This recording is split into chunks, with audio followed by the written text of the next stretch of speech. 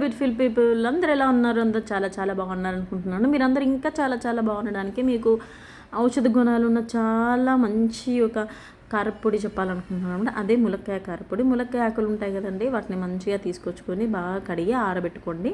ములక్కాయ పొడిని ఒక 3 కప్పులు తీసుకుంటే 1 కప్పు కరివేపాకు తీసుకోవాలి. కరివేపాకు కూడా కడిగి ఆరబెట్టుకొని ములక్కాయ ఆకుల్ని అలాగే కరివేపాకు ఆకుల్ని మంచిగా డ్రై రోస్ట్ చేసుకోవాలి.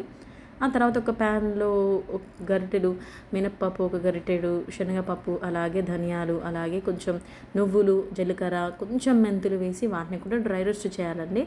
ఇలా చూపించిన విధంగా వీడియోలో అలా డ్రై రోస్ట్ చేయాలి. ఇలా మనం ఒకటి పప్పు తింటే అది క్రంచీ అయిపోవాలన్నమాట, క్రిస్పీగా ఉండాలి.